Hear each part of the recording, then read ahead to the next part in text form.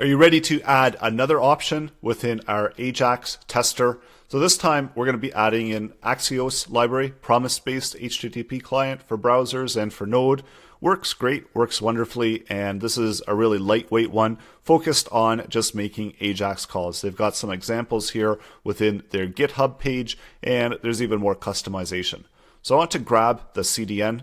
There's a number of ways to get CDN, and I'm just going to cdnjs.com, and they've got a number of the most recent CDNs listed.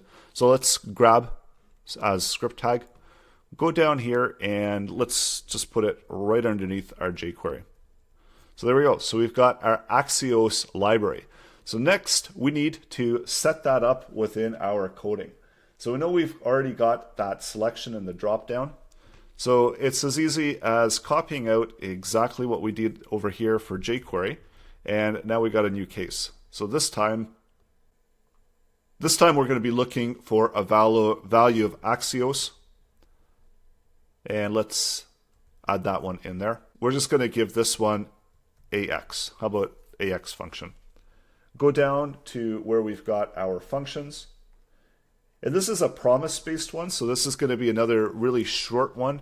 Let's copy out the jQuery, and I'll just put it here at the top. So we're going to pass in that URL as well.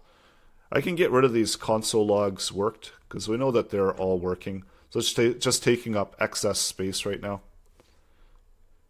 And this is going to be a little bit different. So let's set that up.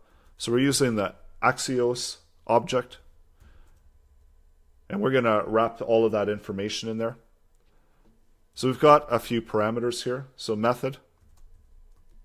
So we can specify method, just like we did with jQuery. URL, we need to specify it within this object. So there's a bunch of parameters that we can have here. And that's it for now. And of course, if we were posting, we could have another parameter there for data. So promise-based, that's what we're using then. And then once we retrieve that response, then we take some type of action. So that's that response information. And that's this part over here. So let's get rid of Ajax, so it's not confusing us. And we're outputting that response information. And the response is coming in, so there's a huge response object. So we'll just, maybe we'll console log it out for now so you can take a closer look at that object, and then we can get rid of that afterwards. So within the response, we also have a status, so make use of that. And we'll also specify that this is Axios response. So I think we are ready to try that out. So it hooked up pretty quickly. Open up our browser, back to our testing application, and this time, let's see what happens. So there we go. So we got the data, same thing as we got with JavaScript, same thing as we got with jQuery. We've got a status value there, and we've got our response message.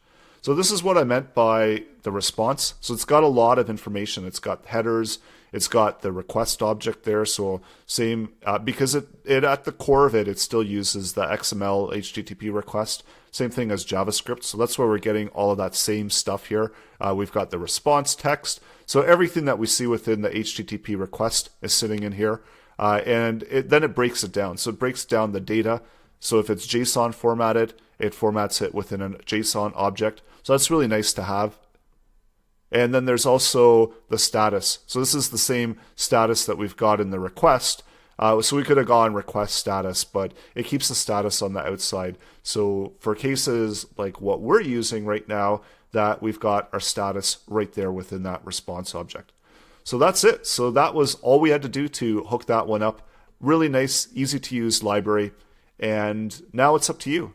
So go ahead and bring the CDN or download the Axios JS file to your local machine and hook up Axios to send an Ajax request to the server or to the URL that we've specified within the input.